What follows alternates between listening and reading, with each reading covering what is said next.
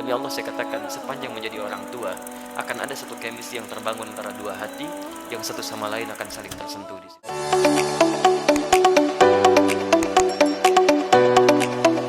Ustaz, mohon penjelasannya, bagaimana mendidik anak yang saat ini sudah dewasa dan sulit dinasihati karena kita kurang mendidiknya di saat mereka kecil. Bukan kita, Anda, saya tidak ikutan. Saya sudah punya istri, punya anak, mungkin Anda yang tidak tepat. Apakah kalau anak-anak kita, anak Anda sudah menikah juga masih mempunyai tanggung jawab untuk mendidiknya? Dua pertanyaan. Pertama, ada orang tua yang merasa sulit untuk mendidik anak, memberikan nasihat saat dia dewasa. Coba istighfar dulu. Mungkin selama ini Anda yang kurang perhatian kepada anak. Saya pernah sampaikan kisah Nabi Ibrahim. Bagaimana seorang Ismail alaihissalam yang baru tumbuh usia 4-5 tahun belum balik, melihat bapaknya sedang bekerja atas perintah Allah, bergetar hatinya, tersentuh untuk menolong bapaknya walaupun ayahnya nggak minta. Quran surah kedua Al-Baqarah ayat 127, posisi paling kiri sebelah atas. Wa idh yarfa'u Ibrahimul qawa'ida minal baiti wa Ismail. Perhatikan, saya ajarkan sedikit bahasa Arab.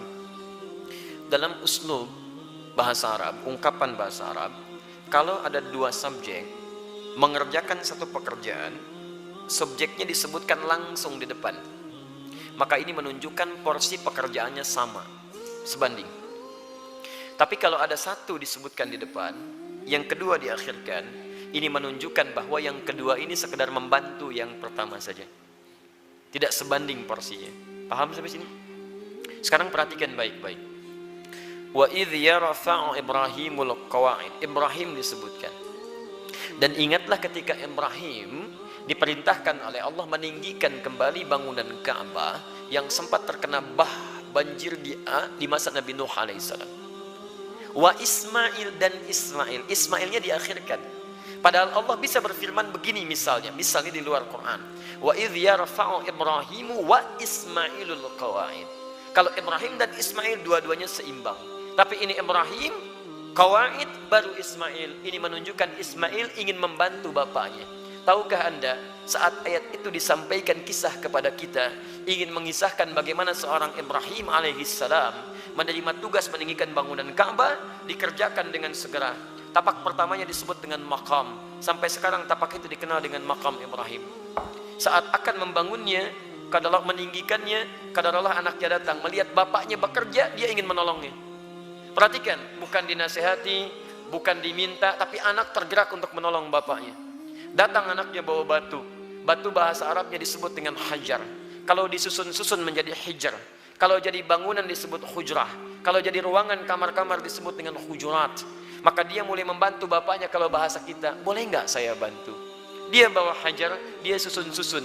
Begitu dia susun jadi bagian dari Ka'bah. Sampai sekarang disebut dengan Hijar Ismail. Hijar Ismail itu area dalam Ka'bah.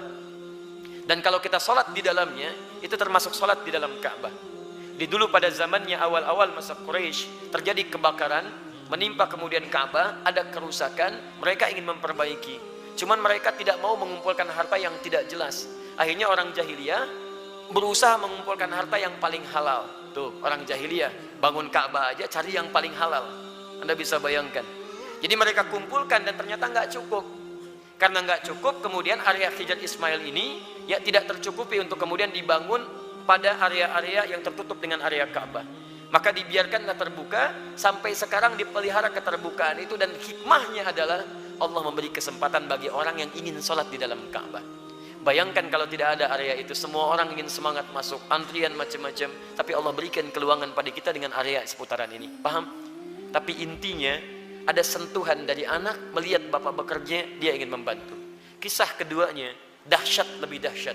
Quran surah 37 ayat 102. Begitu dia mulai dewasa, falamma balagha ma'ahu sa'ya, sudah mulai nalarnya matang, apa yang terjadi? Bapaknya melihat dalam mimpi, inni ara fil manami anni adbahuka. Papa lihat nak, dalam mimpi papa menyembelih kamu. Fanzur madza tara. Ini kisahnya. Berbagi bapak dengan anak. Lihat, berbagi, tukar, bagi pikiran. Bagaimana pendapat Ananda? Pendapat Ananda bagus, garis bawahi. Bagaimana pendapat Ananda? Anda tahu bahwa mimpi Nabi dan Rasul itu pasti wahyu. Dan kalau sifatnya wahyu harus segera dilakukan. Ibrahim bisa mengatakan begini, nah siap-siap ya, Kemana Pak? Sembelih. Masya Allah, mudah. Tapi kenapa tidak dikerjakan? Ada hikmah di situ. Nanti saya di belakang saya sampaikan hikmahnya. Yang paling menarik, apa jawaban anak? Anak yang bukan protes, bukan marah, tapi meyakinkan dan menguatkan ayahandanya. Lihat kalimatnya, ya abati, panggilannya abati. Ketika anak dipanggil bunai dengan panggilan sayang, maka anak membalas dengan kalimat abati. Saya pernah sampaikan, ada abi, ada buya, ada abati, itu beda. Kalau abi itu panggilan hormat. Kalau buya, panggilan sayang. Bisa sayang kepada ayah secara biologis atau sayang kepada ilmu yang dimiliki seseorang. Saya memanggil Buya Hamka rahimahullah. Beliau bukan ayah saya, tapi saya menyayangi keilmuan yang melekat pada beliau. Paham? Kalau Anda ingin menggabungkan antara abi dengan Buya, maka gabungannya disebut dengan abati. Itu panggilan hormat dan sayang. Bapak memanggil sayang ke anak, anak membalas, lihat kalimatnya, ya abati, Pak, demi sayang dan hormat Nanda pada papa, if'al ma tu'mar, kerjakan sekarang yang diperintahkan. Satajiduni insyaallah minas sabirin. Ayah pasti dapati saya seorang yang sabar.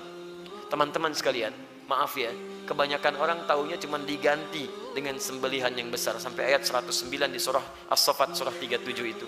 Tidak banyak orang tahu ada peristiwa yang begitu menyentuh di balik proses penyembelihan itu, sehingga diganti dengan kibas yang luar biasa itu. Buka kitabnya Al-Akhlaq lil Banin, karya Ustaz Omar Ahmad Baraja, jilid yang kedua, warnanya biru, halaman 25, posisi paling kanan di sebelah bawah. Teman-teman sekalian, ada 3 peristiwa besar terjadi saat akan disembelih itu. Ketika Ismail mulai diikat, ikatan mulai terasa longgar. Kata Ismail, duhai ayahanda, tolong kencangkan ikatan ini, supaya nanti saat saya akan disembelih tidak merontak saya dan tidak membuat ayah iba dan tidak jadi menyembelih saya. Lihat, supaya ayahnya sempurna menyempurnakan tugas. Kedua, duhai ayahanda, mohon tajamkan pisau itu. Tajamkan. Yang dengan pisau yang tajam akan mempercepat proses penyembelihan itu dan mengurangi sakit yang saya rasakan. 2 hal ini menjadi sunnah sampai sekarang. Dengan ikatan yang baik, dengan tajamnya pisau, kurban saat ini menjadi sunnah. 2 itu dikerjakan. 3, ini yang hebat. Ternyata beliau sudah melipat pakaiannya, pakaian luarnya. Lihat beliau katakan, duhai ayahanda, mohon titip pakaian ini kepada satu-satunya ibunda yang sangat saya sayangi. Sampaikan salamku kepadanya. Ismail alaihissalam. Ketika itu dikerjakan, tiba-tiba turun kemudian wahyu, qad saddaqta ru'ya, engkau telah benarkan mimpi itu. Maka tidak ada korban pada saat itu, yang ada kurban. Korban diganti jadi kurban. Kurban dari kata koruba, artinya dekat. Ditambah alif nun, kurban yang sangat dekat kepada Allah subhanahu wa ta'ala. Mereka berdua saking dekatnya dengan Allah, mimpi saja diamalkan. Ada orang yang pengen dekat dengan Allah, di dunianya tadi perintahkan, gak dikerjakan. Orang mimpi dikerjakan. Ini mendengar azan dipanggil sholat, gak datang-datang. Cita-cita surga Firdaus bersama Nabi tanpa hisab. Keterlaluan itu kan. Nah teman-teman yang paling menarik, kenapa Ismail punya rasa demikian dalam pada papanya? Lihat, Nabi Ibrahim ketika kemudian Ismail dilahirkan, kemudian turun wahyu supaya dipisahkan dengan ayahandanya. Ibu, anak, ayah, pisah. Kemana? Beliau di Palestina, anak di Mekah dengan ibunya. Quran surah 14 ayat 37. Biwadin ghairi dzi zar'in 'inda baitikal muharram. Ditinggalkan di satu tempat yang tandus, tumbuhan gak ada. Lihat baik-baik ya. Saya percepat langsung. Ini Ismail dengan ibundanya, ini Ibrahim. Di balik jarak yang jauh, Nabi, Rasul punya tugas mencari nafkah, punya macam-macam, tapi beliau masih menyempatkan waktu untuk menengok perkembangan anaknya. Tengok siapa yang merawatnya, bagaimana pertumbuhannya, bagaimana asinya, bagaimana pertumbuhan kampungnya. Dari Palestina ke Mekah, itu kalau pakai bis 1 hari 2 malam. Tengok, makanya disebut Ibrahim, sang penyeberang. Makanya disebut Ibrahim, diambil dari serapan bahasa Arab Abun Rahim. Yang paling hebat, kenapa itu bisa terjadi dan bagaimana feedbacknya kepada kita semua, kita lanjutkan setelah menunaikan sholat isya berjamaah. Kita coba lanjutkan, pemirsa dimanapun Anda berada. Kesulitan nasihat yang diterima oleh anak terkadang bukan karena anak itu tidak mau mendengar nasihat orang tuanya, tapi seringkali diakibatkan karena orang tua tidak memiliki perhatian yang cukup kepada anak sebelumnya. Perhatikanlah bagaimana Nabi Ibrahim, seorang nabi, seorang rasul, seorang ayah yang dengan segala kesibukannya itu masih memberikan waktu yang luang untuk bermain, mengamati dan hadir dalam keadaan dan permainan anak-anaknya. Sehingga apa yang terjadi, walaupun tinggal beliau di Palestina, anaknya berada di Mekah, itu masih tetap bisa mengontrol, Pak. Beliau melihat bagaimana lingkungannya, perkembangannya, mainnya, tentang asiknya, tentang kisahnya. Sehingga ketika orang tua hadir dalam dunia anak, anak tidak merasa kehilangan dengannya. Itu yang dimaksudkan di Quran surah ke-31 ayat 13 sampai ayat 19 itu. Ada 4 pendidikan dini yang harus ditanamkan pada anak sejak awal, sehingga anak itu akan mudah nanti mendekat kepada Allah, dekat dengan orang tua, dan bergaul balik dengan lingkungannya. Ayat 13-nya pengajaran tentang tauhid, ayat 14 sampai 15 mengajarkan tentang bagaimana pendekatan anak dengan kedua orang tuanya. Ayat selanjutnya mengajarkan tentang bagaimana pendidikan sholat ditanamkan sejak dini, dan yang keempat tentang akhlak supaya dia dekat dengan lingkungannya. Nah, ini kadang-kadang yang kita lupa. Mohon maaf, kita itu bukan nabi, rasul juga bukan, surganya tidak sedekat Nabi Ibrahim. Maaf, gelar kita bukan Khalilullah, bukan Abul Anbiya. Sesibuk apa sih? Kadang-kadang pekerjaan berangkat gelap, pulang gelap, anak tidak bisa terlihat dengan baik. Ini barangkali yang menyebabkan anak-anak kadang ingin mencari perhatian, bukan karena nakal, tapi mungkin karena orang tuanya tidak hadir dalam dunianya. Yang jadi persoalan. Saya mohon Bapak Ibu sekalian, kita sudah punya pengalaman yang sama. Ya, setiap Anda pulang ke rumah, anak kan tidak akan menyebut dengan profesi Anda. Anda jadi direktur di kantor, tapi di rumah anak Anda itu mengharapkan ayah, bukan direktur. Pernah Anda pulang disambut oleh anak, Pak Direktur, Masya Allah, hebat kalau begitu Anda. Saya selama ini pulang ke rumah, anak kami masih kecil-kecil. Sejak dia usia 3 tahun, anak yang pertama, itu menanti depan rumah. Gak pernah saya pulang sampai ke rumah dibuka, sampai hari ini dengan adiknya. Kalau menyambut kami, datang dia berdua, tidak pernah memanggil sampai hari ini, Ustadz, tidak. Ternyata mereka menunggu ayahnya gitu. Satu kejadian, karena tahu saya sering kali pulang malam, dia siangnya tidur. Banyak dia tidur supaya tunggu malam saya datang. Ternyata kadang ingin menampilkan sesuatu, ingin menyampaikan pesan tertentu. Kadang ingin menyampaikan pesan bahwa saya sudah menghafal surat Anu. 8 jam tunggu-tunggu itu. Antum juga begitu. Anak antum mungkin menyiapkan karya macam-macam, cuman ketika pulang, beban pekerjaan Anda yang di luar itu kadang dibawa ke rumah, itu yang membuat kita tidak adil. Itu yang repot. Kadang-kadang masalah di kantor dibawa ke rumah. Nyampe ke rumah anak sudah menunggu, sudah menyusun senyum sebaik mungkin, ketika dibuka ayahnya cemberut. Papa, diam kamu. Hah? Kenapa mas? Kamu lagi ikut-ikutan. Ikut apa? Dia jadi nggak nyaman situasinya. Begitu saya datang tiba-tiba, Buya, main bola yuk. Ah, main bola tuh. Main kita apa malam? Itu yang menarik. Sampai besoknya diceritakan sama bundanya, Buya itu capek kak, tunggu dulu ya. Pijitin dulu, bobok sebentar, baru main.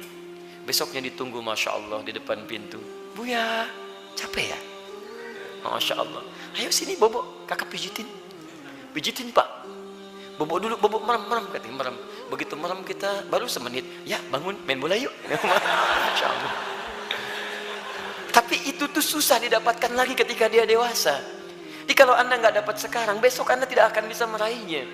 Karena itulah orang tua seperti Ibrahim alaihissalam memberikan perhatian yang dalam. Anak itu punya rasa. Jangankan mendengar nasihat bapak ibunya, nyawa saja mau diserahkan kok. Bapak cuma mimpi melihat kamu begini. Kak, kerjakan sekarang pak. Coba antum tes pulang dari sini. Bapak tadi ikut kajian Quran Sunnah Solution. Wah, dapat gambaran nyembelih kamu. Bagaimana pendapat kamu? Wah, sesat pak itu, jangan ikuti lagi. Repot gitu kan. Jadi yang pertama itu demikian. Pertama kita koreksi dulu. Yang kedua kita mendekat kepada Allah, berdoa, ya Allah, tidak engkau titipkan anak itu kepada ibunda yang lain kecuali pada hamba, ya Allah. Berikan kekuatan. Hamba yakin engkau tidak pernah memberikan ujian kecuali pada yang sanggup menjalaninya. Sentuh hatinya ya Rabb, sentuh hatinya ya Rabb. Ingat ketika seseorang telah menikah pun, kewajiban untuk memberikan nafkah berhenti memang. Tapi mohon maaf, perhatian itu kan tidak terputus. Anda masih berhak memperhatikan, memberikan arahan dan sebagainya. Karena itu Jangan putus dalam memberikan nasihat, sampaikan dengan cara yang terbaik. Kalau tidak pakai bahasa akal, gunakan bahasa hati. Setidaknya jadikan dia teman dalam kehidupan. Insya Allah dengan kalimat yang menyentuh, lama-lama dia akan tersadar. Jadi buka dengan doa, setelah itu ajak untuk berbicara dengan bahasa hati. Nah, mama bersyukur kamu sekarang sudah tumbuh dewasa, cukup pintar, teman kamu banyak.